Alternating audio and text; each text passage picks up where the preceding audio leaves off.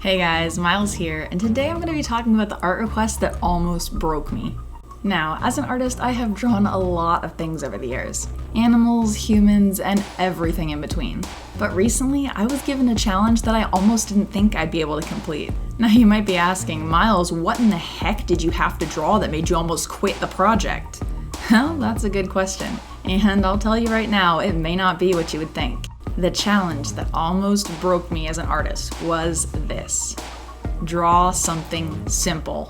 So during my recent Q&A video, I gave away a free speed paint, and I gave my requester the option of either having me draw a pony or a human. Now initially I thought, my goodness, I've been doing art for so many years, this is not going to be an issue for me. I'll get it done, I'll have it posted, and by week's end I'll have a happy requester and I'll be moved on to the next project. But I was not ready for this kind of a challenge. So my requester actually challenged me to draw a character from the series Gravity Falls called Dipper Pines.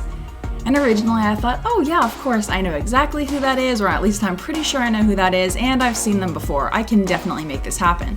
But what I did not realize is how much my traditional art skills or anime style art skills would fight with drawing in this cartoon style.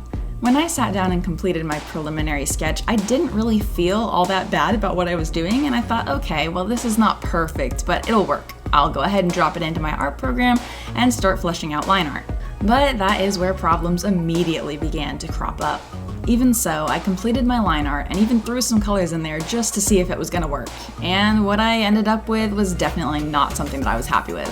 When I looked at this picture, I just felt angry. I didn't like any of it. None of it seemed cohesive and none of it seemed to work together well at all. So I looked at it again and tried to pin down exactly what it was that I didn't like about it. And I realized that what I didn't like was pretty much everything. While I felt relatively okay about the head, something about the head in proportion to the body was just not working for me.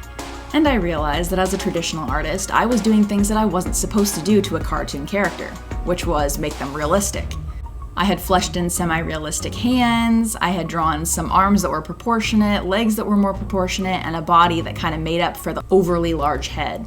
Which, as I found out when I went back to look at more references, is exactly what you don't want to do with a character that's drawn in this style.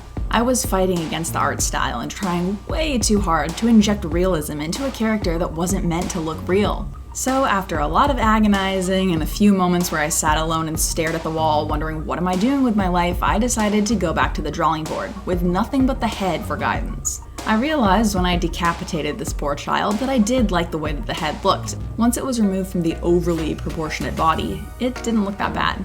So I realized that why I kept looking at this piece and shuddering was because I had tried to make the body too realistic. I needed to dumb things down just a little bit, make the body a little bit more chibi versus realistic, and then get that head on there in a way that looked right. So I took a few moments to myself to kind of cool down and recenter, which always helps when you're working on a piece that just doesn't seem to be going well, and then I returned to the project after a little while. So I sat down, exported that head, and then dropped it into the new project. Then it was up to me to go look at a few more references and then head back to try and complete the body. This time, instead of trying to make things proportionate, I just went with the original design. Small arms, small legs, tiny body, big head. And once I had finished that, I realized that that was what was missing from my first attempt. My original sketch and my first attempt actually strayed too far away from the original design, and that was where I started to feel this dissonance, where I looked at what I was seeing and said, this just does not work for me. So I had to fight against my own art instincts to over-proportionalize things and go back to what the original design was supposed to look like. Once I kind of rationalized that, it was easier to see where I had gone wrong. Once I completed that final sketch, I felt so good that I literally danced around for a while looking probably like an absolute lunatic. It's crazy. You wouldn't think that someone like myself who draws overly complicated things all the time would have such a huge problem with drawing something simple.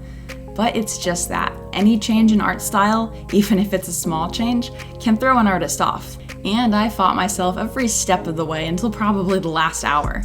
But I am so thankful that someone was actually able to give me a challenge like this that helped me not only to learn, but to grow as an artist.